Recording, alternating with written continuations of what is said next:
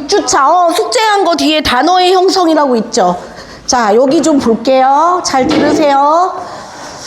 자, 얘들아 있잖아. 먼저 이 얘기를 좀 해야 됩니다. 자, 먼저 단어라는 게 뭐고 형태소라는 게 뭐고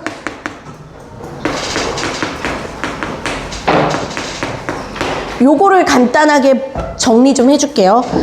자, 먼저 단어란 뭡니까? 혼자 쓸 수 있는 거. 거기 좀 쓰세요. 단어 모르는 사람. 단어라는 건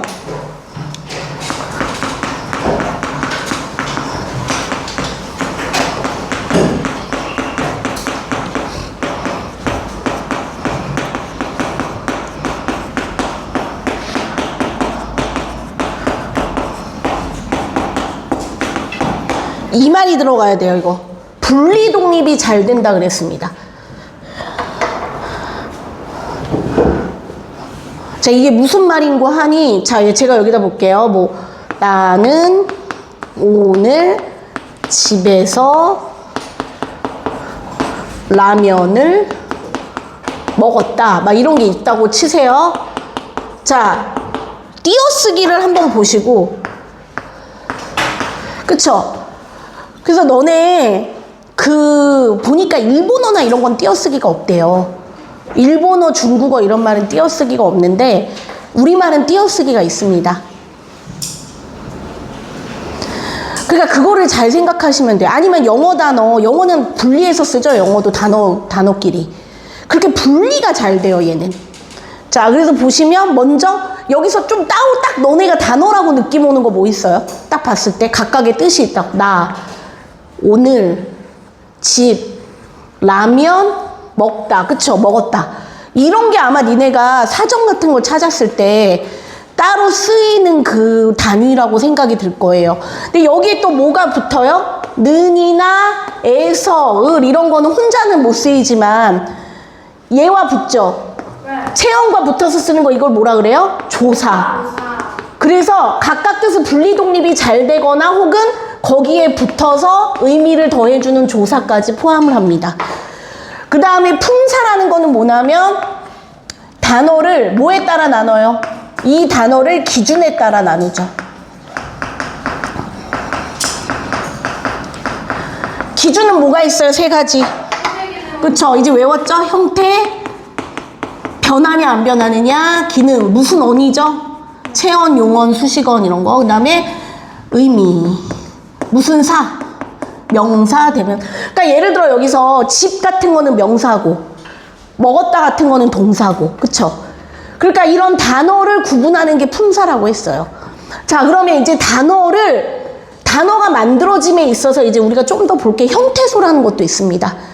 너네가 이제 품사는 아마 1학기 때 수행 같은 걸로 많이 한 거고요, 지금.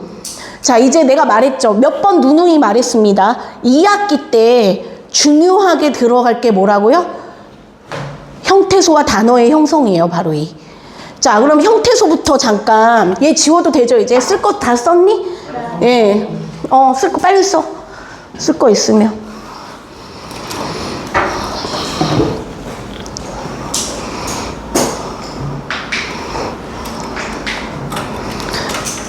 자, 그러면 여기 나는 오늘 집에서 라면을 먹었다 이런 문장이 있다고 볼 때 예를 들어 집이라는 단어를 보세요. 여기 집이라는 단어 있죠. 근데 예를 들어서 이렇게 하면 어때요, 여러분? 이렇게 분리했다고 치면 뜻이 살아있어요, 없어져요?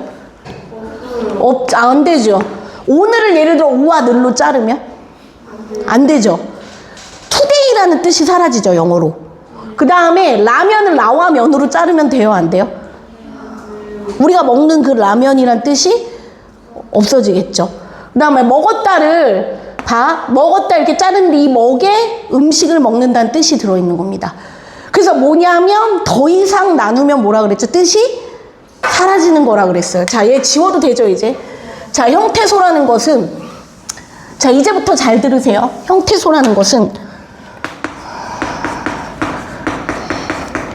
더 이상 나누면, 그러니까 분리하면 또는 나누면 뭐가 사라져요? 뜻이 사라져요.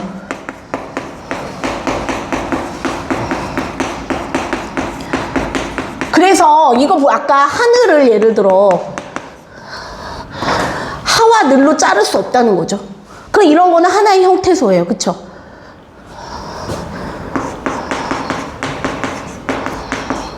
그런데 이런 거 보세요. 예를 들어 손수건이라는 단어는 어떻게 자를 수가 있을까요? 그쵸? 손과 수건으로 자를 수가 있어요. 손은 이 뜻이 있고 우리 신체, 수건은 이렇게 물기를 닦는 천이란 뜻이 있기 때문에 그럼 얘는 몇 개의 형태소일까요? 그쵸? 2개의 형태소고, 근데 예를 들어서 여기 수건을 수와 건으로 자르면 될까요? 그 순간 물기를 닦는 천이라는 뜻, 의미가 없어져 버려요. 이해 가시죠, 이제 좀? 자, 됐죠? 그 다음에 이제 형태소 종류 기억나시나요? 네. 자, 형태소의 종류는 자립 여부와 실질 의미 여부입니다. 자, 자립 여부에 따라 뭘까요? 자립과 의존이 있어요. 자, 실질 의미에 따라 실질 형태소와 뭐가 있을까요? 형식 형태소가 있습니다. 자, 그러면 자립은 말 그대로 홀로 쓰일 수가 있어요. 이런 거 있죠. 아까 뭐 하늘, 어머니, 뭐 친구, 이런 단어는 혼자 쓸 수 있죠. 사과, 이런 거. 이런 거는 자립 형태소입니다. 그러니까 대다수의 명사들이에요. 이름 같은 거. 그런데 의존은 뭐냐면 얘는 홀로 쓰일 수 있는 거고요. 얘는 홀로 못 쓰이고 다른 게 붙어야 돼요. 그러니까 뭐냐면 예를 들어 동사 형용사의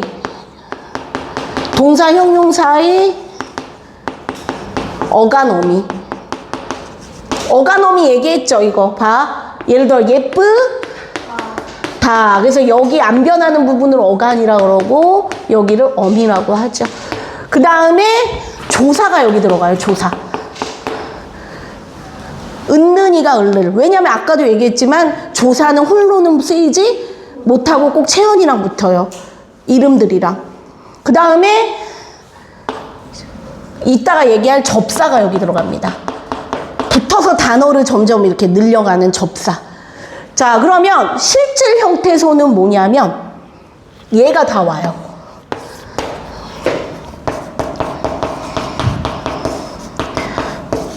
그 다음에 뭐가 오냐면 얘가 와요. 어간이 열로 오는 겁니다. 이걸 주의하셔야 돼요. 실질 형태소라는 실제 의미가 있다는 거거든요. 여러분. 그러니까 뭐냐면 예를 들어 사과라고 하면 애플, 그쵸? 니네가 뭐 영어로 치면 애플. 근데 뭐 예를 들어 사과한다는 사과도 있죠. 내가 잘못했을 때. 그 다음에 어머니는 나를 낳아주신 분. 이렇게 실질적인 어떤 뜻이 있어요. 근데 그에 비해 뭐뭐하다라든지 은는이가 을를 같은 거는 의미가 있다라기보다는 문법 기능을 하죠. 그래서 그런 애들은 형식 형태, 말 그대로 형식, 문법 형식을 갖춰준다 그래서 형식 형태소입니다. 그래서 여기는 동사 형용사의 어미와 조사가 여기 들어가는 거예요. 그 다음에 접사도 여기 들어가요.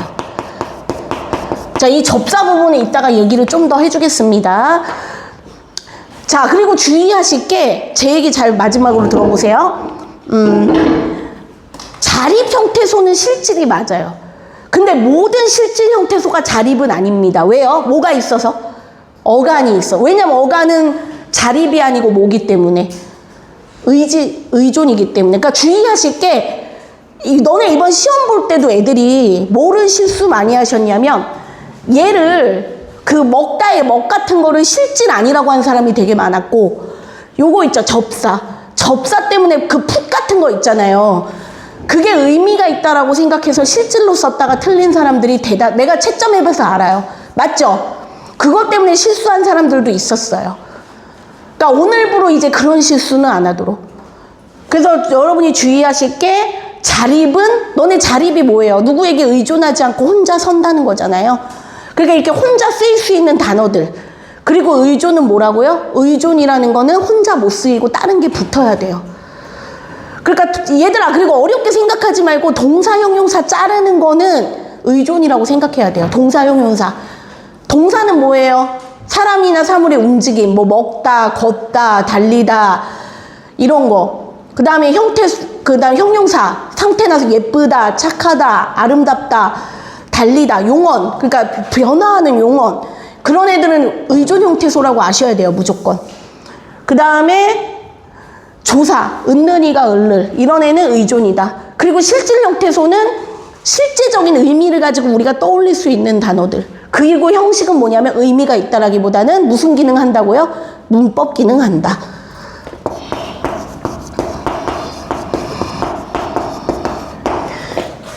아시겠죠? 자, 그래서 이제 여기까지 형태소를 한 건데, 이 얘들아 있잖아. 제 얘기 들어보세요. 예를 들어 땅 같은 단어 보세요. 땅 같은 단어는 그게 하나의 단어이자 하나의 뭘까요? 형태소도 되는 거예요.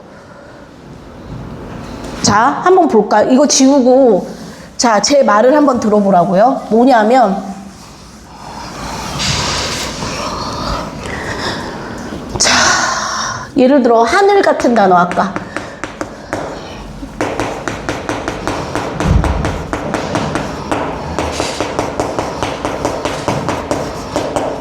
자, 하늘이란 단어는 하나의 형태소가 곧 하나의 단어인 겁니다. 맞아요? 이거는 그러니까 단어와 형태소가 일치하는 경우예요. 뭐 땅 이런 것도 그렇겠지. 친구 이런 단어들. 그런데 책가방은 어때요, 여러분? 책가방은? 그쵸? 얘는 잘리죠. 그럼 뭐예요? 두 개가 결합이 됐어요. 두 개. 그런데 책은 실질적 뜻 있어 없어? 있죠. 가방도 있어 없어? 있죠. 그렇게 실질 뜻이 있는 실질 형태소를 어근이라고 하는 겁니다. 뭐라고요? 어근, 말의 뿌리라고. 이렇게 어근과 어근이 결합하면 뭐라 그러냐면 합성. 그 다음에 풋사과의 풋 보세요.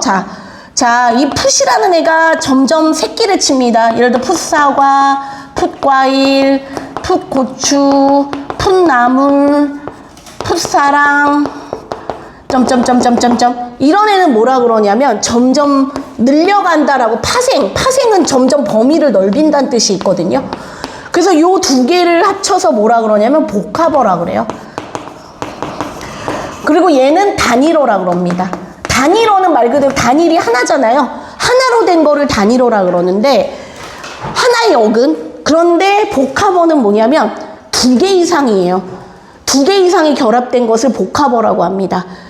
너네 복합 마데카솔 알지? 광고할 때 여러 성분이 섞여 있다는 거. 복합적이다. 하나가 아니라 여러 개가 있다는 뜻이죠. 그래서 복합어는 두 개가 있는 거예요. 하나는 말의 뿌리인 어근끼리 만들어진 합성어가 있는 거고요. 그 다음에는 어근과 접사가 결합되는 파생어라는 놈이 있어요. 차이는 뭐냐면 합성이라는 거는 각각 성질을 갖고 있는 두 개가 결합됐다고 보시면 되는 거고요. 파생어는 그게 아니라 새끼를 쳐요. 내가 약간 조금 그런 비유 들었는데 선생님 둘째가 세상에 이쪽에 약간 갑자기 뭐가 오돌도돌해서 보니까 사마귀 알아야 되네. 사마귀? 혹시 사마귀 때문에 이렇게 사마귀 여기 이렇게 막 너네 사마귀 특징 아세요? 사마귀는 바이러스예요. 그래서 이게 점점 퍼져 새끼쳐요. 그래서 사마귀를 쥐어 뜯거나 이러면 더 번지거든요. 그러니까 이거는 파생어는 새끼친다고 점점 범위를 늘려간다고 생각하시면 됩니다. 단어를 좀 더 확장해줘요. 늘려서. 이해 가세요? 자, 합성어는 뭐라고요? 다른 단어끼리 결합해서 뭔가 새로운 의미를 만드는 거라면 얘는 뭐라고요? 단어의 종류를 새끼치듯이 늘려가는 거라고 생각하시면 됩니다. 조금 이해가 갈까요? 자, 그래서 이렇게 붙는 애를 뭐라고요? 접이 붙는, 왜 우리 접촉, 접합 이러잖아요. 접이 붙는다는 뜻이에요. 그러니까 접사라고 얘기를 해요. 그래서 붙어서 뜻을 만들어 더 확장해 준다. 앞에 오면 뭐라 그래요? 두. 머리 두자. 뒤에 오면 뭐예요? 꼬리 미자를 써서 접미사. 어때세요? 좀 정리되세요? 자, 추워요? 추우면 얘기, 괜찮아? 자, 제 정리 좀 해볼게요. 단어라는 거는 이렇게 하나의 형태소, 하나의 뜻을 가진 것도 있을 수 있어요. 하나의 어근. 그거를 뭐라고 한다고요? 단일어. 단일은 뭐라고? 하나로만. 근데 복합은 뭐라고요? 어근이 하나만이 아니에요, 얘는. 어근과 다른 게 결합하기도 하고. 그래서 여러 개가 결합된 걸 복합어라고 한다 했고요. 복합어의 종류에 합성어와 파생어가 있는 겁니다. 그래서 합성어가 뭐냐면 어근과 어근. 그러니까 실질 형태소예요. 쉽게 말해서 어근이라는 거는. 무슨 형태소? 실질 형태소라고 생각하시면 돼요, 어근은. 어근은, 근이 뭐라 그랬어요? 뿌리라 그랬죠. 뿌리, 당근. 당근 이렇게 뿌리예요. 뿌리. 연근, 당근. 뿌리, 말의 뿌리가 된다는 뜻입니다. 아시겠죠? 그에 비해 저런 풋 같은 건 뭐라 그랬죠? 단어를 점점 확장해 준다 그랬죠. 새끼친다 그랬죠.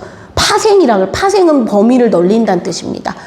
자, 그러면 자 보세요. 한번 제가 여기다 써볼게요. 몇 개. 지호 자니? 깜짝 놀랐다.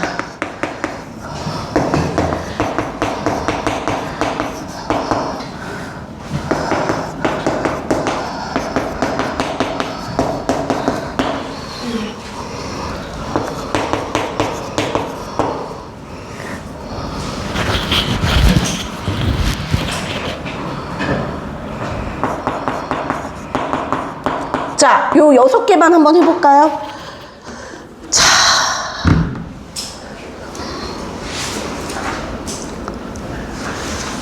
채유라, 피땀 뭘 것 같아? 피땀? 합성어, 그쵸? 피는 피대로 어근이고, 얘는 얘대로 어근이니까 합성어입니다. 근데 얘들아 있잖아.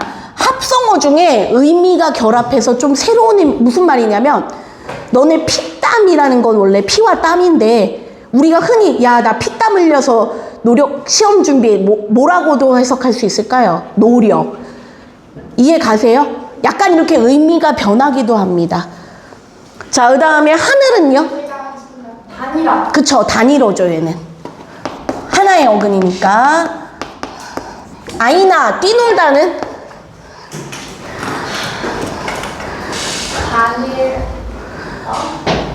합성어. 왜요? 뛰다와 놀다. 각각 뛰다는 런이겠죠?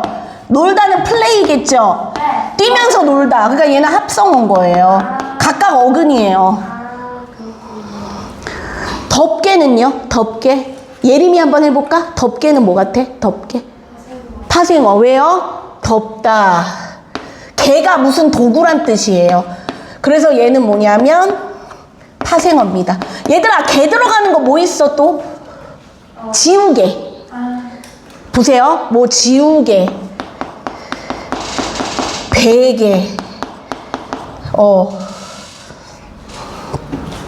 뒤집개. 너네 뒤집개 알지? 그 부침개 부칠 때. 예. 뒤집개. 갑자기 부침개 먹고 싶다. 날씨도 딱 그쵸? 비 오고. 너네 어떤 부침개 좋아하니? 김치? 해물? 근데 부침개를 맛있게 하는 게 어려워요. 저도 이제 살림을 해보니까 부침개, 튀김 이런 게 은근. 그러니까 그게, 그리고 튀김 같은 거는 좀 집에서 잘 안 해먹는 이유가 있어요. 왜냐면 기름 처리가. 주호 자? 왜 그래? 자. 자, 그 다음 눈물은 뭘까요? 눈물. 합성어. 무슨 어야? 눈은 뭐예요? 어근, 그쵸? 물은 워터. 얘들아, 이번에 축구에서 왜 하이브리드 뭐 그거 생겼잖아요. 하이브리드가 물이란 뜻이라며? 수분. 그 여론이 많더라고요. 자꾸 쉬어서 그걸 이렇게 맥이 끊긴다는 사람들도 있고 막 여러 얘기가 있더라. 근데 진짜 이번 월드컵은 재미가 없는 듯. 얘들아, 사냥꾼은요?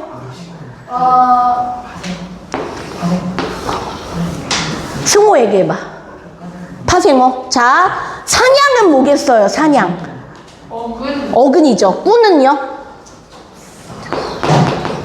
얘들아, 꾼 들어가는 거 해봐. 예를 들어 낚시꾼. 장사꾼. 그쵸, 장사꾼. 그다음에 또 뭐 있지? 구경꾼.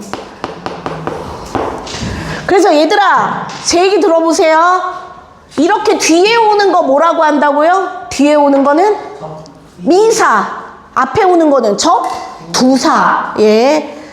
자, 그럼 문제 한번 보겠습니다. 얘들아, 거기 단어의 형성에서 2번 단어의 형성에서 있죠. 하나의 어근만으로 된 게 뭐라고 했죠? 무슨 어? 단일어 쓰세요. 단일어. 단일어. 단일민족 할 때 단일어. 다음에 복합어는 어근이거나 어근 접사예요. 그래서 얘들아, 25-1에 둘 이상의 어근이 뭘까요? 합성어.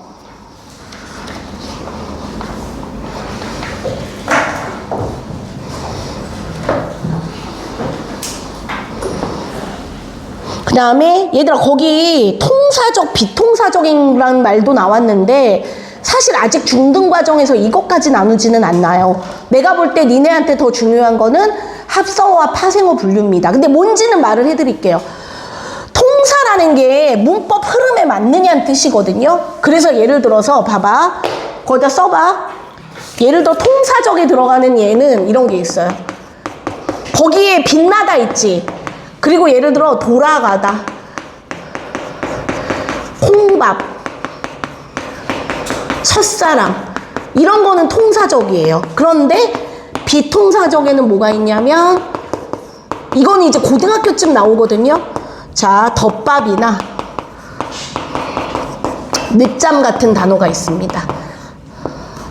왜냐면 말씀해 드릴게요. 자,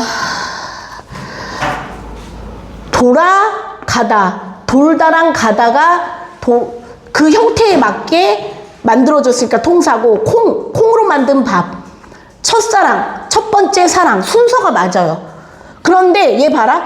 얘들아, 우리 동사가 뒤로 오죠, 대부분. 그러니까 밥을 덮는다는데 덮이 어디로 왔어요? 앞으로 왔어요.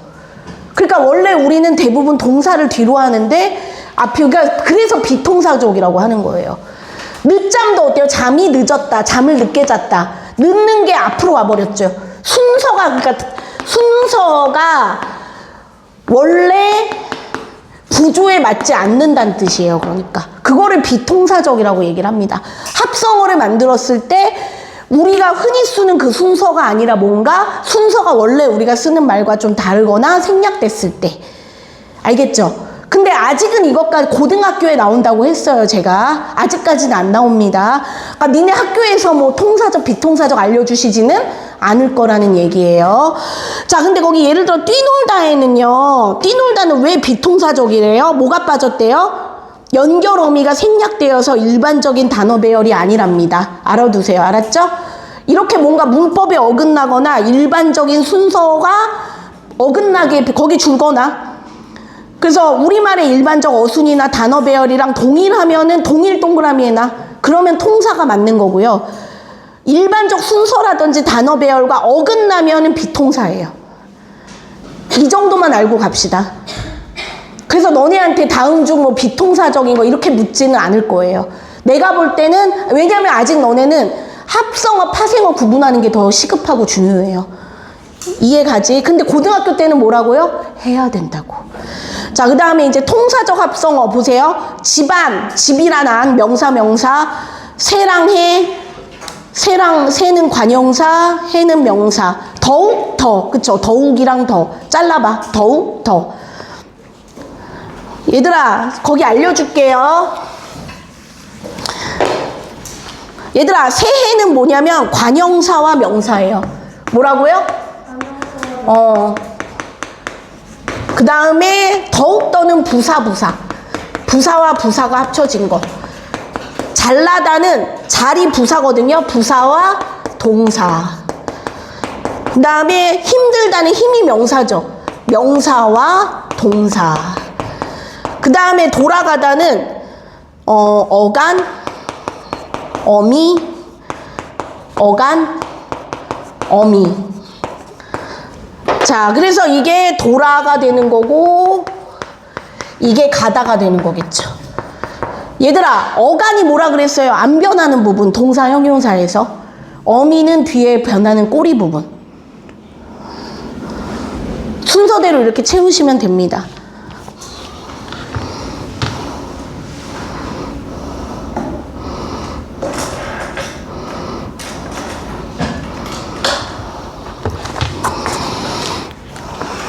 자, 그 다음에 이제 합성어는 이렇게 했는데 그 다음에 이제 파생어거든요, 여러분.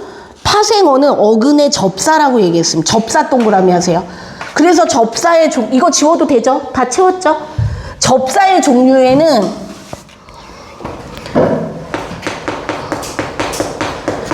접두사가 있고요.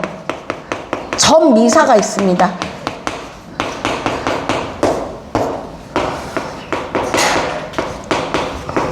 앞머리에 오는 거고 얘는 뒷부분에 오는 거예요.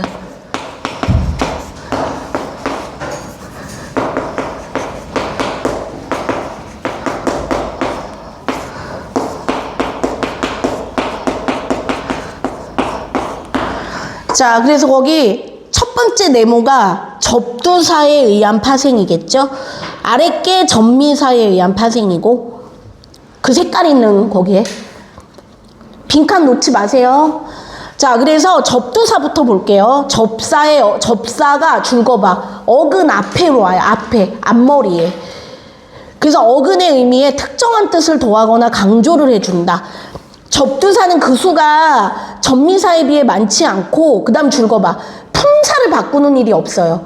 근데 뭐냐면 접미사는 품사도 바꿔줄 때가 있어요. 그래서 거기 그 다음에 그 당구장 표시 있지? 그거 별표를 3개 하세요. 민우 졸려? 왜 눈이? 응. 민우 졸린가 봐. 파생어. 얘들아, 그 당구장 표시 있지? 승호야, 승호가 한번 읽어줄래, 그거? 어근. 이거 당구장 표시잖아, 이거. 강조하는 거. 네.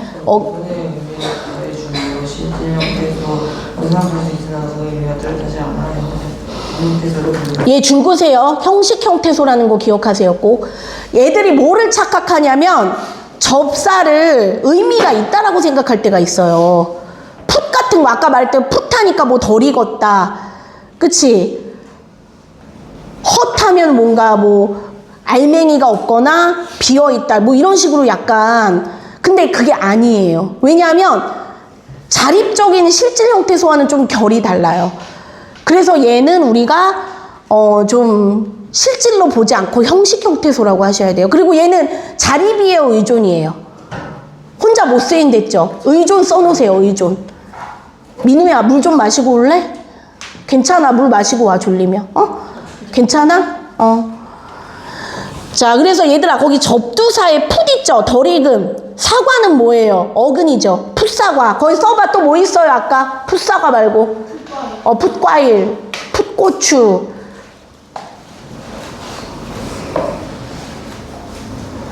풋사랑. 근데 얘들아, 이런 거 있죠? 예를 들어, 햇 들어가는 건 뭐 햇곡식, 햇과일. 햇은 뭘까요?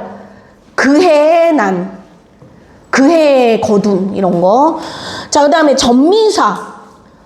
접사가 어디에 붙는다고요? 어근 뒤, 줄거. 특정한 뜻을 더해주고 그 다음에 별표해봐. 품사를 바꿔주는 경우가 있어요.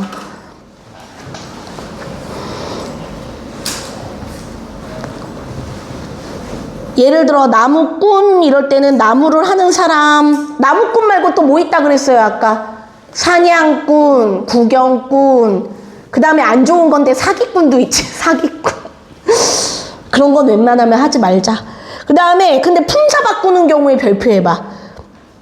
지우, 개. 얘들아, 자, 이게 어려운데 봐봐.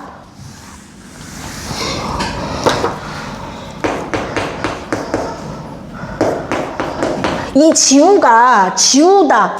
뭔가 글자 써 있거나 이런 거를 없애다. 동사지요. 그런데 개가 붙음으로써 지우개는 뭐예요? 뭐가 돼요? 명사가 되지요.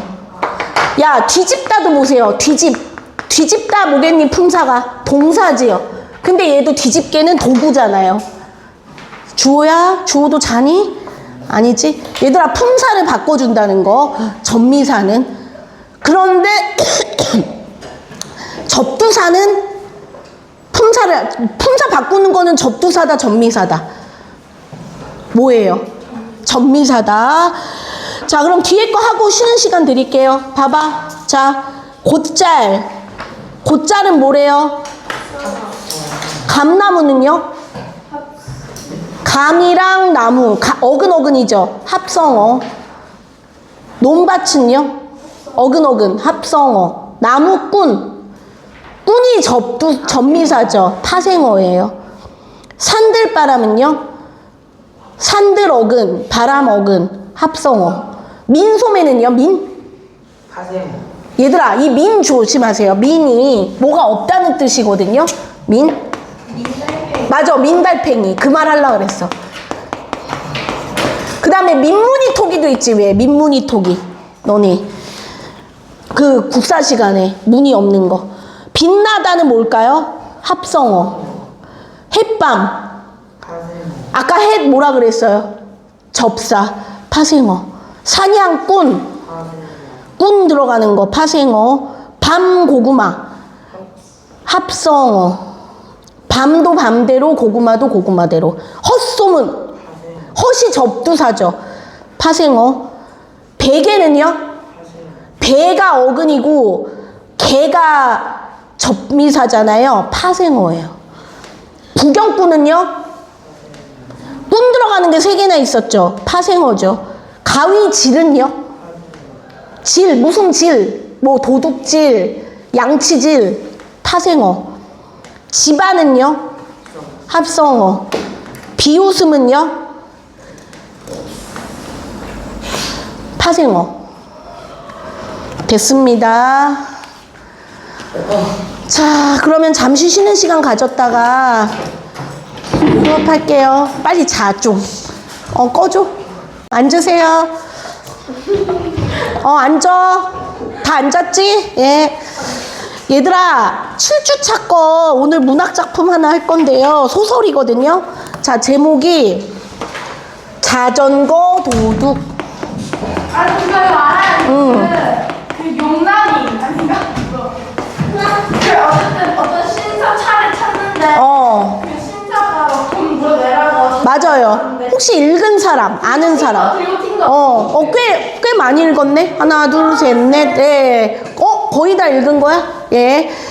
자, 읽었어도 이번에는 뭐냐면 이거에 좀 집중하면서 보셔야 돼요. 갈등. 내가 말했죠. 니네 이번에 시험 범위에 모든 학교를 막론하고 소설에서 배우는 그 핵심이 바로 갈등에 대한 거예요. 그래서 여러분이 저번에 하늘은 말 것만이란 옥수수 뺑소니라든지 오늘 할 요 자전거 도둑 같은 것도 다 뭐냐면 갈등 구조를 잘 보여주고 양심과 정직에 대한 작품이라는 공통점이 있습니다. 그래서 여러분이 지금 이거는 기말 대비도 될 거니까 좀 잘 들어주셨으면 좋겠어요. 자, 갈등의 종류에는 내적 갈등이 있고 외적 갈등이 있다 그랬죠. 어떻게 다릅니까?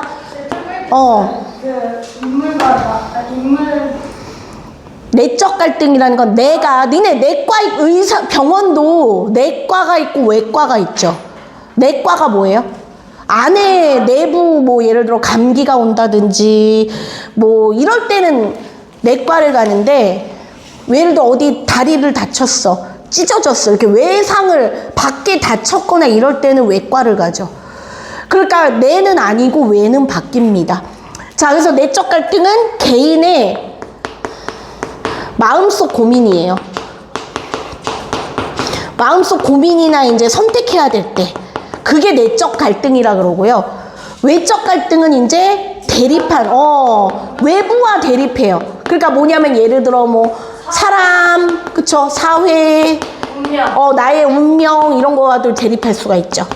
그래서 제일 외적 갈등으로 많이 보이는 게 악역이 있잖아요. 그래서 빌런이 나오고 그 다음에 착한 그 배역이 나오고 해가지고 이렇게 그런 게 갈등이라고 보시면 됩니다.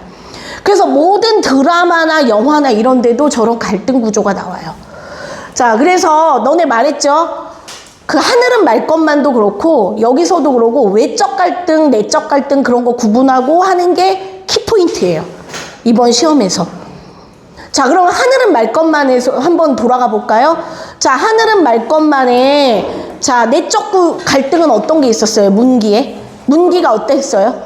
그거 거시는 고민하죠. 그 다음에 이제 이거를 어떻게 할까? 삼촌의 꾸짖음을 들은 다음에 어떻게 할지 마음속으로 고민을 하는 거는 내적 갈등이에요. 그런데 수만이 있지. 수만이가 어떻게 했죠? 수만이가 막 협박했잖아요. 그때 어떻게 했더라? 그렇게 수만이와 둘이 막 이렇게 돈을 뺏으려는 돈을 내놓으라고 하는 수만이와 그 다음에 돈이 없다고 버티는 문기 사이의 갈등. 그런 거는 외적 갈등이고. 자, 그럼 여기서 자전거 도둑도 갈등이 나옵니다. 여러분. 자, 그럼 볼게요. 한번. 얘들아, 제목이 자전거 도둑이니까 자전거와 뭔가 관련이 있겠죠? 자, 그럼 여기다 써보세요. 뭐냐면 이게 자전거 도둑이 일단 배경부터 알려드릴게요.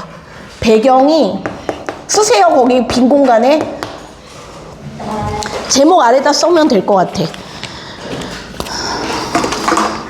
배경이 1970년대 종로 세운상가.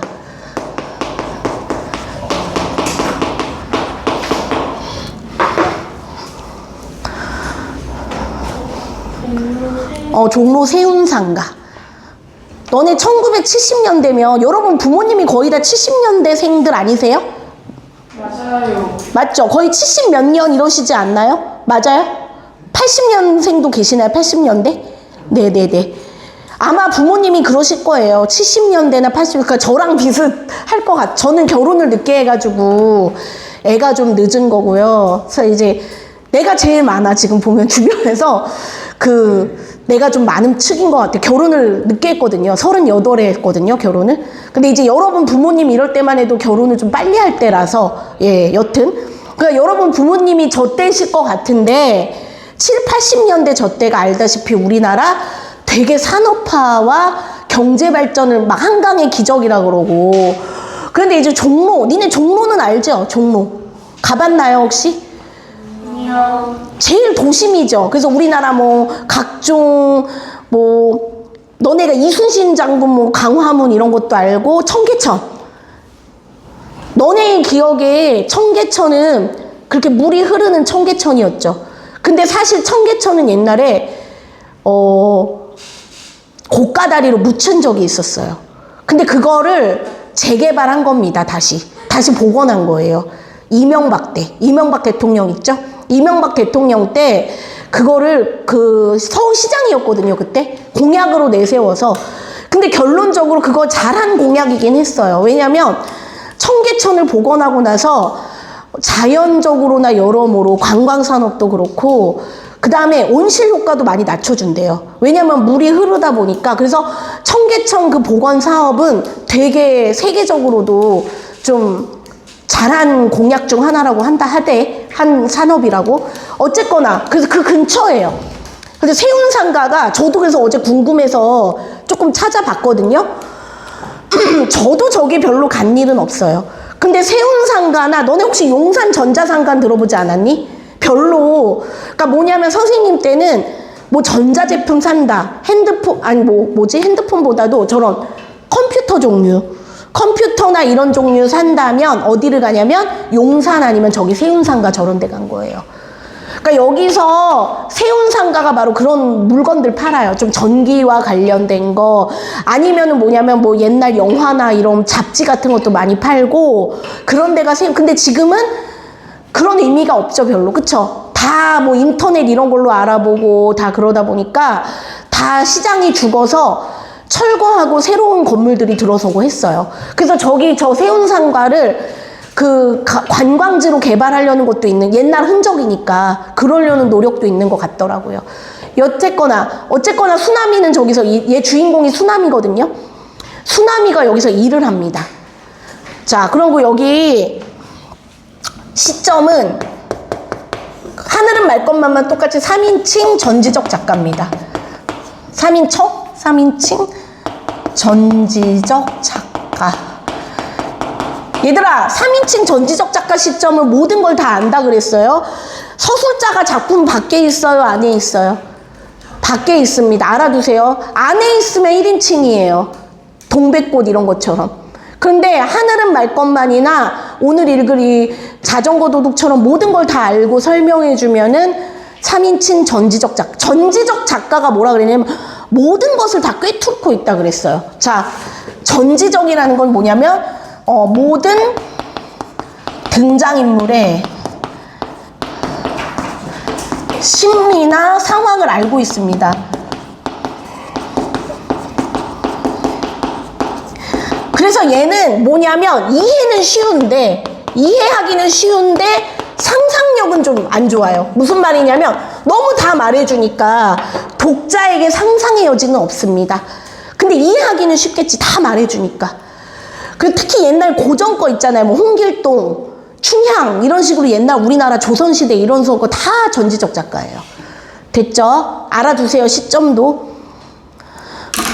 그래서 그리고 너네 수나미는 니네 또래라고 생각하시면 되는데 너네 지금이야 당연히 니네 이렇게 지금 교복 입고 학교 다니고 너무나 당연하게 생각하죠. 저도 그랬던 것 같아요. 저도 학교를 다니고 정규 교육을 받고 그런 게 너무나 당연한 거예요. 오히려 학교 다니기 싫어, 막 이런 불만이 있었지. 그것에 대한 감사함이라든지 이런 거를 못 느꼈던 것 같아요. 근데 여기 수나미는요, 가정 형편이 어려워서 학교를 다닐 수가 없는 상황이었어요. 그래서 집에서 짐 싸가지고 서울로 올라옵니다. 그런 사람들, 너네 시골에서 이때 70년대 저 때요, 그게 되게 많았어요. 뭐냐면 공장은 되게 많이 우리나라가 가진 거는 이제 많은 노동력이나 이런 거죠. 일꾼들이 필요해요. 그러니까 이제 뭐 여자애들이나 이런 여공들이나 막 이런 어린애들이 와가지고 일을 합니다. 심지어 잠 안 오는 주사도 막 맞아요. 그래서 미싱 돌리고 막. 그래서 너네 빨간 꽃 노란 꽃 꽃밭 가득 피어도 그 노래, 미싱은 잘도 노네 돌아가네, 그 노래가 바로 그 미싱이 도는 것처럼. 그러니까 그거 보면, 그런데 너네 그렇게 노동자들의 게다가 되게 구석 다락방 이런 데서 이거 돌리고 하니까 폐병 걸려서 빨리 죽기도 하고 막. 근데 그 생활비 같은 거 다 송금해가지고 가족한테, 그러니까 되게 눈물 나는 거예요. 그랬는데 그때 누가 나오냐? 너네 전태일 들어본 사람이 있습니까? 네. 그 전태일이 왜 이러는지 노동법에 대해서 관심을 가지게 되고, 우리는 기계가 아니다, 휴가를 보장해주고 우리의 권리를, 그러면서 분신을 하죠. 분신 뭔지 알죠? 불을 지르죠.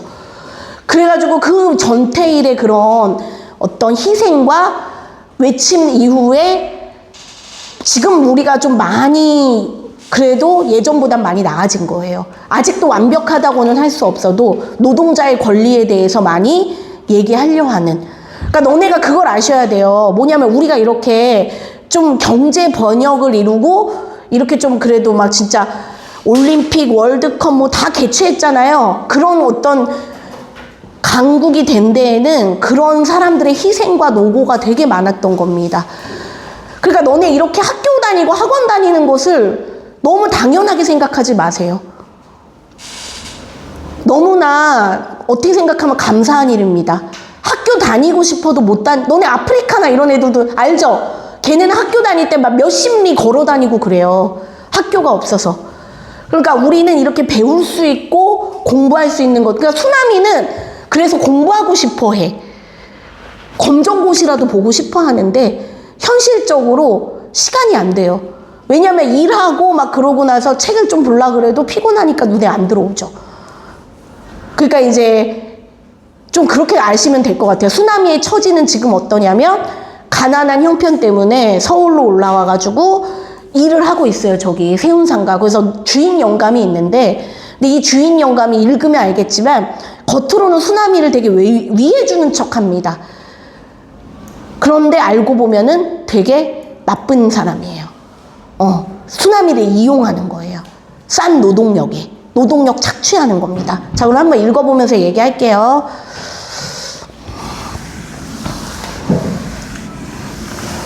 얘들아, 그래서 저는 지금 돌이켜보면 저희 부모님한테, 엄마한테 감사하다는 거 하나 있다. 뭔지 아세요? 피아노. 제가 피아노를 그래도 오래 쳤어요. 초등학교 내내 쳤거든요. 초등학교 1학년부터 6학년까지. 그러니까 엄마한테 그 말을 엄마 그래도 어떻게 또 악기 하나 가르쳐줄 생각은 했어? 이런 거 있죠. 그러니까 너네 지금 아마 그런 거 배우는 거 뭐 미술이든 음악이든 이런 거 귀찮다고 생각할 수 있는데 아니에요. 부모님이 그렇게 나를 위해 뭔가 배우게 해줬다는 건 나중에 되게 고마울 순간도 있어요. 그래서 그래도 내가 어디 가서 반주라도 할 수 있고 좋아하는 노래 흥얼거리면서 칠 수 있는 건 되게 감사한 일이더라고요. 그러니까 우리 요는 뭘까요? 학원도 즐겁게 다닙시다. 너무 많아요? 학원이 근데? 예, 알겠습니다. 자, 네. 거기 앞부분 있죠? 보세요. 수나미는 청계천 세운상가. 그게 뭐예요? 공간적 배경.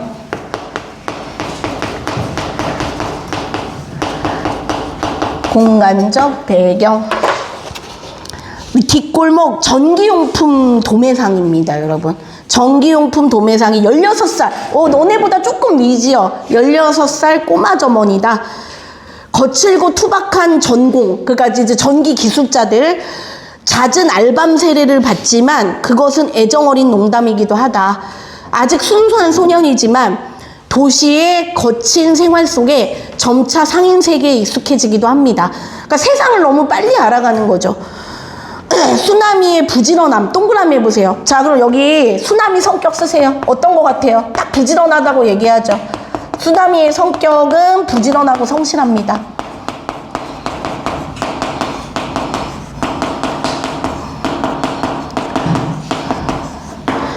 자, 제일 먼저 가게 문 열고 물뿌리개로 골목길 물 뿌리고 긴 골목을 남의 가게 앞까지 말끔히 쓸고 나서 가게 앞 물건 먼지 털고 어떻게 하면 보기 좋을까 연구해가며 다시 진열하고 제 몸단장까지 개운하게 끝낸다. 그제야 주인 영감님이 나온다. 주인 영감님은 만족한 듯 빙긋 웃고 짜식하며 손으로 수나미 머리를 더듬는다. 그러나 알밥 먹이는 일 한 번도 없다. 따뜻하고 큰 손으로 머리를 빗질하듯 두어 번 쓸어내려주고 부드러운 물로 해서 둥근 턱까지 큰 손바닥에 한꺼번에 감쌌다가 다시 한번 짜식하고 놔준다. 수나미는 그 시간이 좋다. 그래서 남보다 일찍 일어나야 하는 것이다.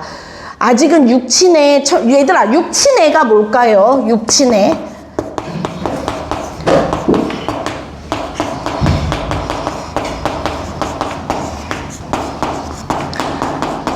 이거예요. 육친이 혈육이잖아요. 혈육의 사랑. 쉽게 말해서 부모님. 근데 지금 수나미 처지가 부모님을 떠나 있잖아요. 그러니까 얘는 지금 그 영감님을 아버지처럼 생각하는 겁니다. 그러니까 아버지가 이렇게 뭐 자기 아들 이렇게 해주듯이 그 생각을 하는 거지요. 그를 실제 나이보다 어려 보이게 하는 아직 상하지 않은 순진성이 더욱 그에게 육친에 목마르게 한다. 주인 영감님의 든든하고 거친 손에 볼과 턱을 타고 전해오는 따뜻함, 훈훈함은 거의 육친의 적이었고 그래서 수나미는 그 시간이 기다려질 만큼 좋았고 꿀같이 단 새벽잠을 떨쳐낸 보람도 느끼고 많을 만큼 충족된 시간. 거기다 쓰세요. 자, 수나미는 어떤 상황이냐요? 수나미 거기다 쓰세요. 자, 뭐라고 쓰냐면 수나미는 주인 영감을 누구처럼 생각해요? 아버지처럼 생각함.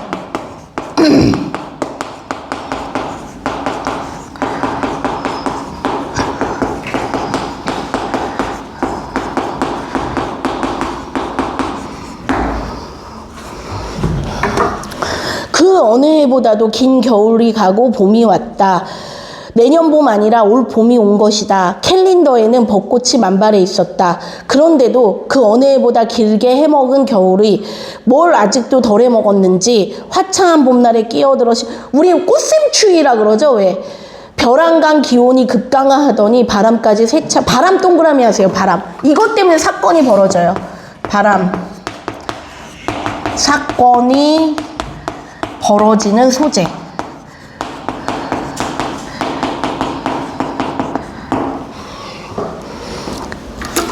이 바람 때문에 일이 벌어져요. 낮 동안 떼어서 세워놓은 가게 판자문이 요란한 소리 내고 나자빠지는가 하면 가게 지붕은 얇은 헝겊처럼 곧 뒤집힐 듯 펄럭대고 골목이 공중을 가로지른 전화줄에서는 온종일 귀신 휘파람. 얘들아, 뭐뭐처럼 뭐뭐 같은 이런 건 다 뭐예요? 직유법. 써놔. 직유법. 뭐뭐처럼 뭐뭐 같은 직유법. 그쵸? 뭐뭐처럼. 얘들아, 너네 있잖아요. 주로 시에서 이런 거를 많이 보긴 하지만 표현 기법은 소설에도 나올 때가 있어요. 소설에서도 이런 비유 같은 거 많이 쓰니까 시만큼은 아니더라도 알아두시면 좋을 것 같아요. 알았죠? 예. 자, 그 다음에 근데 소설에서 제일 중요한 거는요, 아까 말한 갈등이라든지 시점이라든지 인물의 심리 같은 겁니다. 아시겠죠? 그거부터 파악하는 거예요, 소설은. 자, 낮에는 이 가게 골목에서 사고까지 났다. 전선 도매하는 집 아크릴 간판이 다 마른 빨래처럼, 여기도 나오네, 빨래처럼 직유법 헐헐 나르는가 했더니 곧장 땅으로 떨어지면서 때마침 지나가던 아가씨 정수리를 어이구야 들이받고 말았다. 피가 아가씨 분결 같은 볼을 타고 흘러서 흰 스웨터에 선명한 붉은 반점을 줄줄이 그려. 얼마나 무서울까. 피를 보자 다 큰 아가씨가 어린애처럼 앙앙 울어댔다. 가게마다에서 사람들이 뛰어나왔으나 아가씨 부축해 병원으로 달려간 건 바람에 간판 날린 전선 도매집 주인 아저씨였다. 그 다음에 그 아래 네 줄 좀 묶어볼래요? 사람들은부터. 지호야, 거기 네 줄 좀 읽어줄래? 사람들은 거기. 사람들은 모두 11일에 똑같이 부담해야 할 그 아저씨를 듣는 자연스러운 사람이지 그 아저씨가 무슨 잘못이 있기에 생존을 빼앗기냐고. 그렇지만 금지가 옆구리에 차오르는 바람이 있었으니 그 재수 나쁜 아저씨는 그 재수 나쁜 아저씨한테 때를 이렇게 볼이 없지 않겠느냐고 사람들은 쑥덕. 자, 이렇게 묶으시고 얘들아 어떤 느낌이 좀 들어요? 주호야? 자니? 어떤 느낌 들어요? 민우야, 사람이 다쳤지? 근데 뭘 중요하게 생각하는 것 같아? 그쵸? 그러니까 뭐냐 쓰세요. 사람이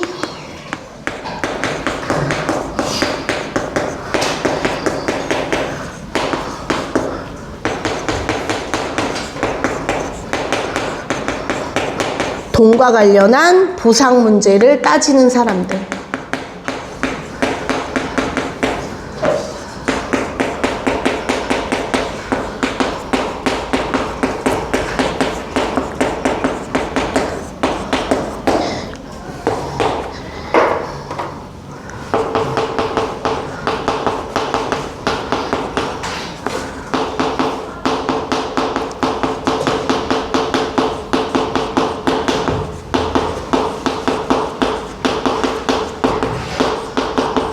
자, 이런 걸 보여줍니다. 삭막하고 좀 이해타산이 뭐예요?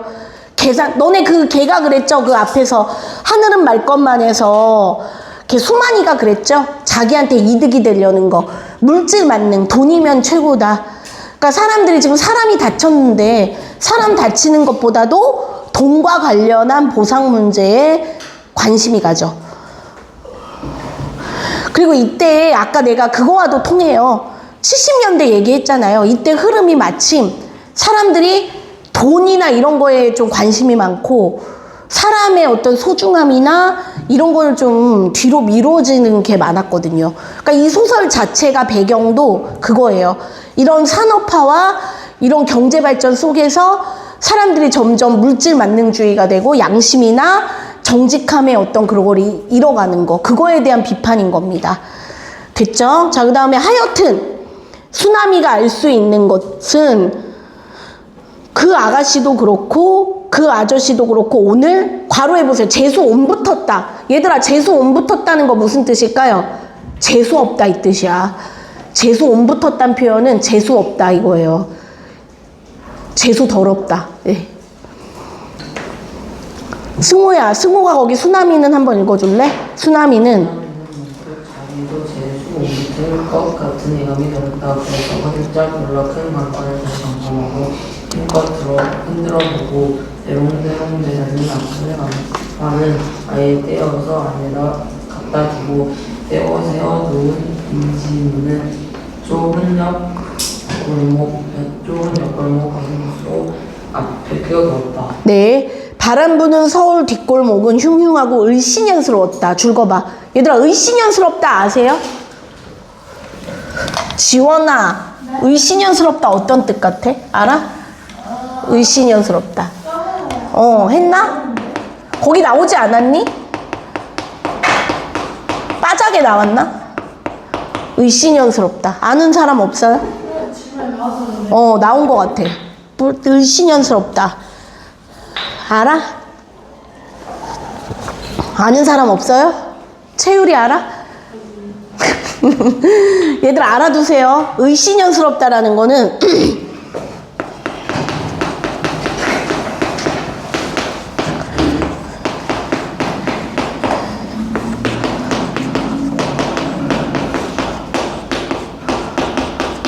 어떤 날씨라든지 분위기 따위가 어둡고 뭔가 무겁고 이럴 때 을씨년스럽다 그래요. 너네 왜 귀신의 집 같은 거 있지 뭔가, 아니면은 비 많이 오기 전에 날씨가 막 되게 안 좋은 거 이런 거. 날씨가가 아니 날씨나 미안. 날씨나 분위기가 우울하고 무거울 때 을씨년스럽다 그럽니다. 근데 얘들아, 이 을씨년스럽다라는 게 유래가 있는데 을사년스럽다에서 왔대요. 을사년스럽다는 게 뭐냐면, 니네 을사년이 언제였냐면 1905년 일제 강점기 그때 무렵에, 일제 강점기가 1910년부터잖아요. 1905년에 일본이 억지로 을사조약을 맺어서 우리나라 그거를 뺏어갑니다. 외교권을. 그래서 그때 많은 그 상가나 이런 데도 문을 닫고 막 이제 어떤 관리들은 나라를 잃었다고 그 자결까지 할 정도로, 그게 을사조약입니다. 그 을사조약을 맺은 사람이 바로 도요토미 히데요시, 도요토미 히데요시, 그 사람 있잖아요. 누구지? 그 사람이 안중근 의사가 이토 히로부미 도요토미 이토 히로부미가 그 조약을 맺은 거예요. 그래가지고 그 안중근 의사가 죽인 거죠. 네, 이렇게 정리가 되는 겁니다. 그래서 을씨년스럽다라는 건 마치 우리가 일본에게 나라를 빼앗겼을 때 같이 우울한 분위기, 이해 가시죠? 그렇게 생각하면 됐죠? 자, 안 보셨는데 안 보거든요. 네. 저는 열심히 듣지 않아요. 네. 자, 그 다음에 먼지는 물론 온갖 잡동사니는 알아요? 니네 잡동사니? 네. 여러 물건들. 잡동사니들이 날아들어서 쓰레기 무더기 만들었다. 쓸어도 당해댈 돌이 없었다. 손님도 딴 날보다 적고 수나미는 마음 까닭없이 울적했다. 그 다음에 아이니가 시골에 바람 부는 날, 거기 읽어봐. 어딘지 모르는 거 아니지? 네, 저 아는데 그 앞에 누가 찢어져서 저 녀석이. 어느 날 시골에 어느 날 풍경이 생생하게 떠올랐다. 보리밭은 바람을 얼마나 우월하게 탈 줄 아는가. 큰 나무는 바람에 얼마나 의젓하게 춤추는가. 작은 나무는 바람에 얼마나 줘라? 알맞게 춤출까 보는가. 큰 나무와 작은 나무가 함께 사는 숲은 바람에 얼마나 우렁차고 이동하게 포효하는가. 그것을 알고 있는 것은 미국에서 자기 혼자뿐이라는 여인이 수나미를 고독하여 고독 동그라미 해보세요. 지금 수나미의 심정은 어때요? 그러니까 마음이 고독해요. 고독한 게 뭔지 아시죠? 외로워요. 전선 가게 아저씨가 어두운 얼굴하고 돌아왔다. 가게 주인들이 우르르 전선 가게로 모였다. 아가씨 안부보다도 그 아저씨 손해가 얼만가. 모두 그것도 줄거봐. 아저씨 손 이거 뭐라고요? 물질? 주의. 이해 타산적인 사람들.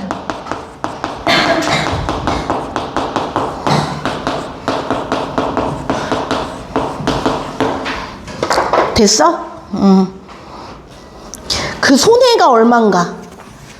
사람 얼마나 다쳤나는 아니고. 수나미네 주인 영감님도 가더니 한참 만에 돌아오며 하늘 보며 육지거리를 했다. 육실언론 바람. 무슨 끝장 보려고 온종일 이 지랄이야.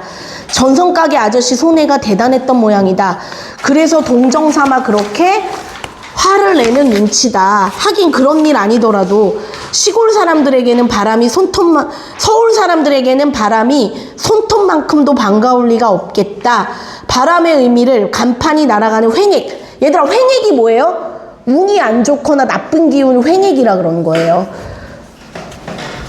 횡액이 뭐라고요? 안 좋은 거, 나쁜 기운. 한없이 날아오는 먼지, 쓰레기 그거밖에 모르니까 봄바람이 게으른 나무들에게, 잠든 뿌리들에게, 생경한 꽃망울들에게 얼마나 신기한 마술을 베풀고 지나간 날을 모르니까 봄바람이 한 차례 지나고 거짓말같이 화창하고 아늑하게 갯날 들판이나 산등송이에 있어 본 적 없을 테니까. 얘들아, 여기서 알 수 있는 거는, 아이나? 너 또 설마 핸드폰 해? 아니요, 저 핸드폰 냈어요. 근데 왜 자세가 그래? 똑바로 앉아. 네, 핸드폰 하는 거 아니지? 했어요. 집어넣어. 아니 저기 있다니까요. 아직 돌아갔는데. 아니 진짜로. 감사해요. 아인이 너 진짜 혼난다. 그러면 진짜 저기 냈어. 자세가 딱 보여. 알았어? 아서 무슨 이래요. 아니 진짜로. 오. 집어넣어. 보고 있다면 빨리. 아니 진짜 아니에요. 아니면은 아니라고 좀. 집중해. 그러면 의심사지 않게 해. 네.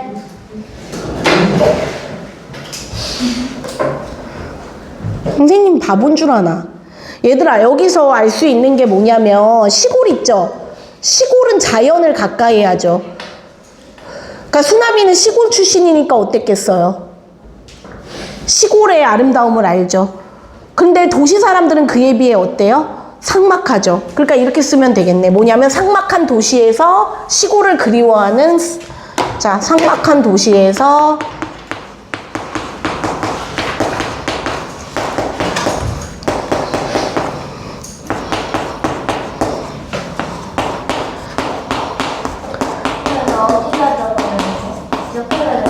어디다 적냐면 수나미 다시 한번 울고 싶도록 고독해진다. 그쪽.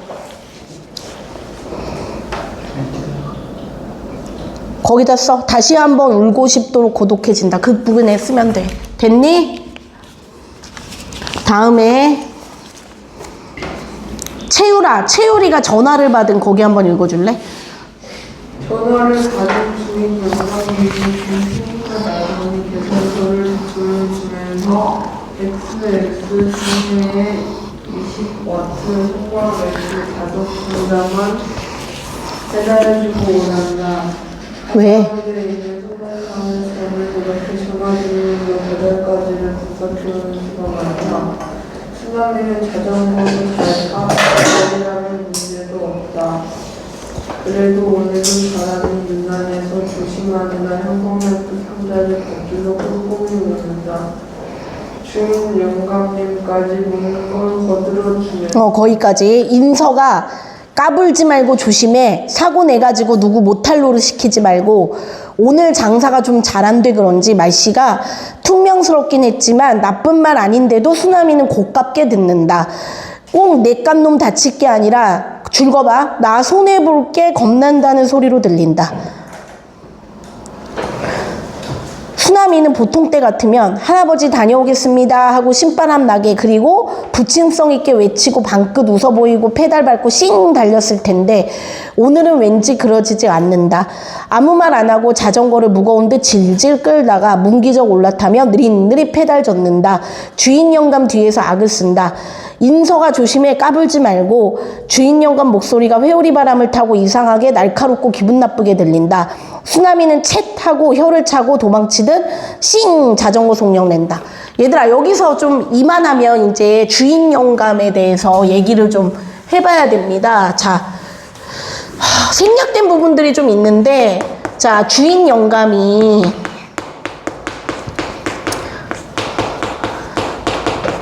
자 겉으로는 이거 뭐 위쪽에 적든지 거기 지금 거기 약간 떨어져 있잖아요. 자전거 속력 낸다 거기다 쓰든지. 자 겉과 속이 다른데 겉으로는 수나미를 위하는 척합니다.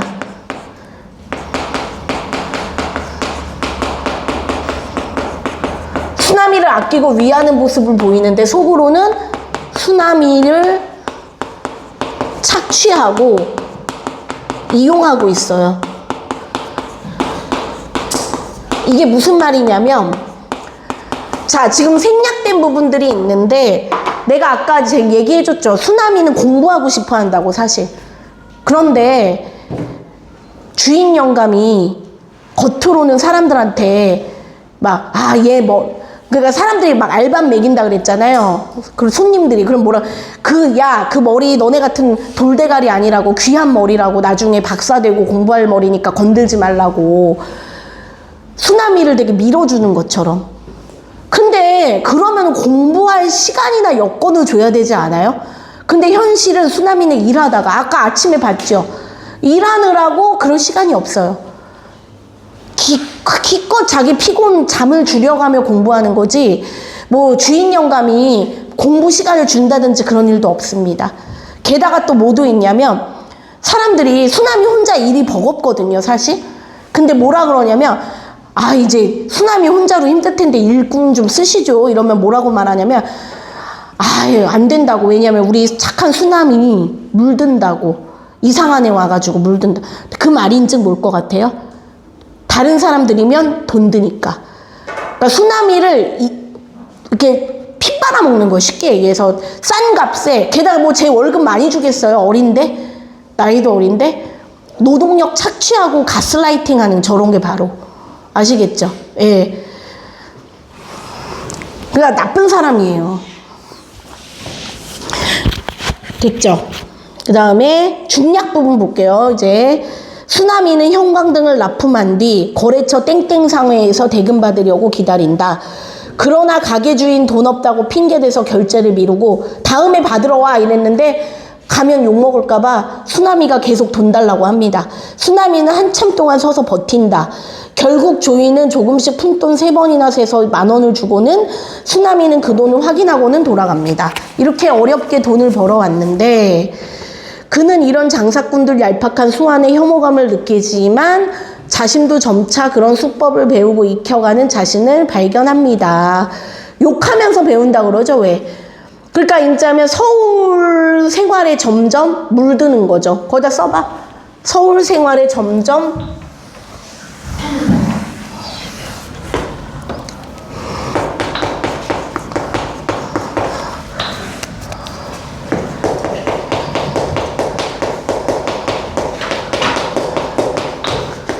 계산적인 삶에 점점 물드는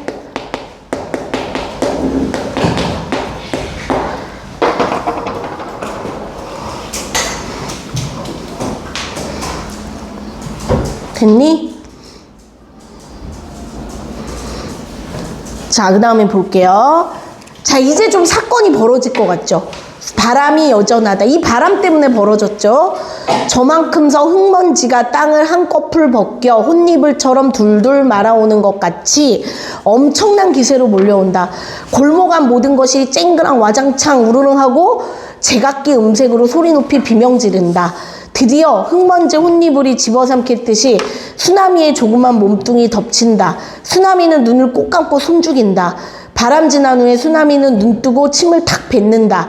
입속에 모래가 들어와 깔깔하고 목구멍이 알싸하니 아프다. 다시 자전거 쪽으로 걷는다. 조금 전만 해도 서 있던 자전거가 누워있다. 줄거봐. 그러니까 자전거가 엎어졌다는 얘기네요. 그래도 날아가지 않았으니 다행이다. 자전거뿐이 아니라 골목 모든 게 다 제자리 그대로 있다. 수나미는 그것이 신기하다. 누워있는 자전거를 일으켜 세우고 날렵하게 올라가 페달을 밟으려는데 어디선지 고함 소리가 병력같이 들린다. 이놈아 어디 가는 거야? 계속 거라 꼼짝 말고. 수나미는 자기에게 지르는 고함 아니겠지 싶어서 그대로 페달 밟는다. 아니 이놈이 어디로 도망가려고 이래? 그 다음에 민우야 뒷덜미를 읽어봐. 뒷덜미를. 고개 같은 신사가 이런 신사가 자기에게 어떤 권리가 있다는 것인지. 수나미는 도시 짐작을 할 수 없다. 게다가 신사는 몹시 화가 나 있다. 신사를 화나게 할 일을 자기가 저질렀다고 누구나 생각할 수 없다. 이마 꼼짝 말고 있어. 신사의 말이 아니더라도 꼼짝할래야 할 수 있을 처지가 아니다. 꼼짝은 그냥 숨도 제대로 쉴 수 없을 만큼 수나미의 기운이 신사의 손에 젖어 있다. 그 다음에 임마 니놈 자전거가 쓰러지면서 줄거봐. 내 차를 들이받았다는 말이야. 그러니까 자전거가 아까 엎어져 있었다 그랬잖아요. 이런 고급차를 말이야. 이런 미련한 놈. 왜 눈은 째리긴. 그러니 내 차에 흠 안 나고 배기겠냐? 내 차는 임마 여자들 손톱만 살짝 따도 생채기 나는 고급차야. 임마 알간? 얘들아 고급차면 오히려 상처가 안 나야 되는 거 아닌가? 그리고는 거울처럼 티 하나 없이 번들대는 차체를 면연히 살펴보더니 그럼 그렇지 하고 환성 질렀다. 아마 생채기 찾아낸 모양이다. 일은 컸다 임마. 칠만 살짝 긁혔어도 모르겠는데 여봐라. 여기가 이렇게 우그러지기까지 했으니 일은 컸어. 신사가 덩치값도 못하게 펄쩍펄쩍 뛰며 잘 봐두라는 듯 수나미 얼굴을 차에다 바싹 밀어붙였다. 수나미는 차체에 비친 울상이 된 자기 얼굴을 볼 수 있을 뿐이었다. 꼭 오늘 재수 옴붙은 일 일어날 것 같더니만 이런 끔찍한 일이 일어나고 말았구나. 울음 왈칵 솟구친다. 그러자 제 얼굴도 차체 흠도 아무것도 안 보이고 온 세상이 뿌옇게 흐려 보일 뿐이다. 울긴 임마 너 한 달 얼마 버냐? 신사 목청이 다분히 누그러지며 목소리에 연민이 담긴 걸 수나미는 재빨리 알아차린다. 그러나 흑흑 소리까지 내어온다. 울긴 짜식 할 수 없다. 너나 내나 오늘 재수 옴붙은 걸로 알고 반반씩 손해보자. 5,000원만 내. 근데 얘들아 이 5,000원이 지금 5,000원일까요? 아니지. 내 생각에는 뭐 적어도 5만 원이나 뭐 이렇게 50만 원이나 이렇게 좀 큰 단위겠죠. 수나미는 너무 놀라서 울음까지 끄르륵 삼키고는 신사를 쳐다본다. 그 사이 사람들이 큰 구경 난 것처럼 모여들어 신사 수나미를 애워싼다. 누군가가 뒤에서 빌어 이놈아 그저 잘못했다 무조건 빌어 하고 속삭인다. 수나미는 여러 사람들이 자기를 동정하고 있다고 느끼자 적이 얘들아 적이가 뭐냐면 쓰세요. 그 적이 아니라 뭐 내 적이 적이 아니라 적군할 때 적이 아니라 어느 정도란 뜻이에요. 어느 정도 용기가 납니다. 아저씨 잘못했습니다. 한 번만 용서해 주십시오. 네 아저씨. 제법 또렷한 소리로 용서빈다. 용서라니 이만큼 했으면 됐지 어떻게 더 용서해. 아저씨 그러지 말고 한 번만 봐주세요. 네 아저씨. 수나미는 주머니에 들은 10,000원 생각하면 얼굴이 화끈대고 공연히 무섭기까지 하다. 그렇지만 주인 영감님을 위해 그 돈만은 죽기를 무릅쓰고 지킬 각오를 단단히 한다. 아니 윤석이 이제 보니 이런 큰일 저지르고 그냥 내 배 심사 아니야? 요런 악질 녀석 같으니라고. 신사 표정은 은은히 감돌던 연민이 싹 가시고 점잖게 무표정해진다. 그리고 옆에 섰던 운전자인 듯한 남자에게 안 되겠네. 요런 악질 깡패 녀석하고 시비해봤댔자 공연히 시간만 낭비니 자네 자물쇠 하나 마련해다 주게. 이 녀석 자전거를 잡아놓기로 하세. 언제든지 5,000원 가져가 찾아가라고. 그러고는 주머니에 500원짜리 한 장 꺼내 운전사에게 주는 것이었다. 수나미로서는 전혀 예기치 못한 사태였다. 얘들아 거기 쓰세요. 이거 누구와 누구의 갈등이에요? 신사와 쓰세요. 신사와 수나미의 외적 갈등이죠.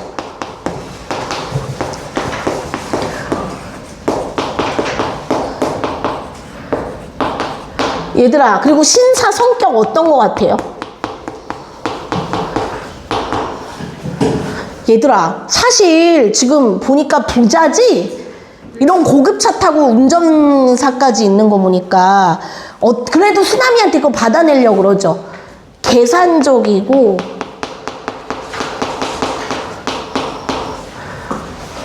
몰인정하죠.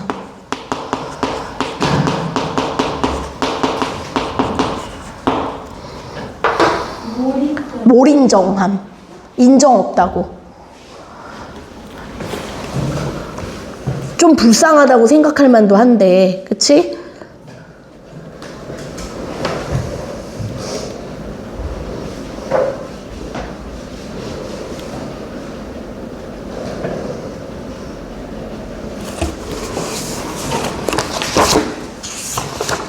그럼 하나 물어볼게요.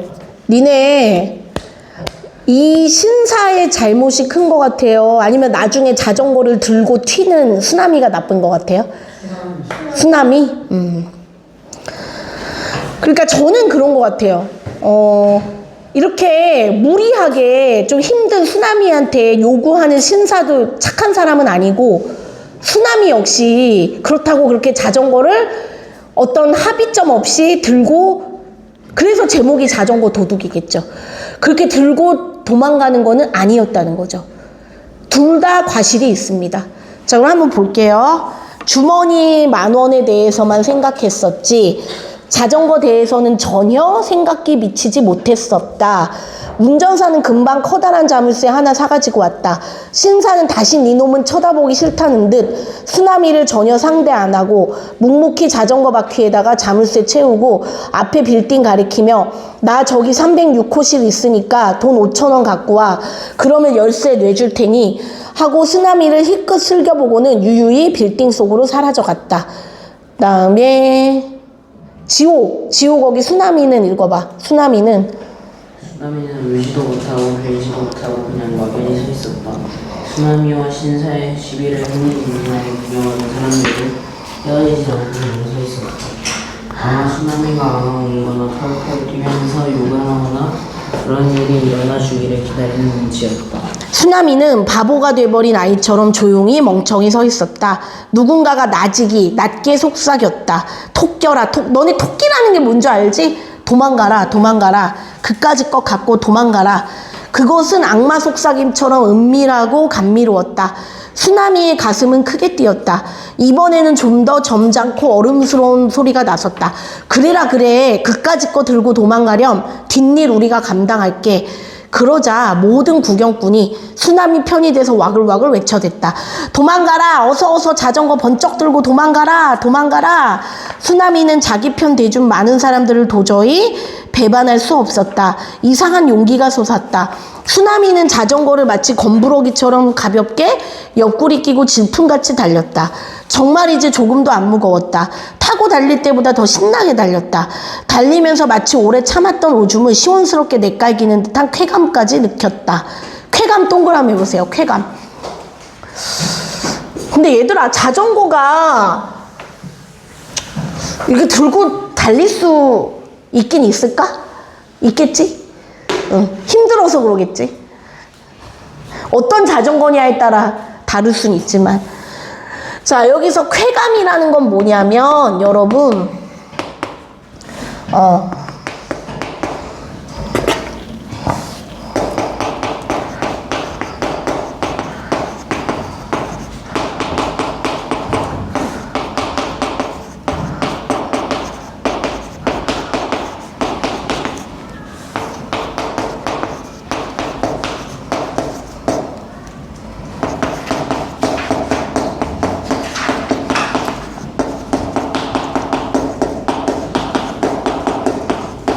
좀 이런 게 있대요, 여러분.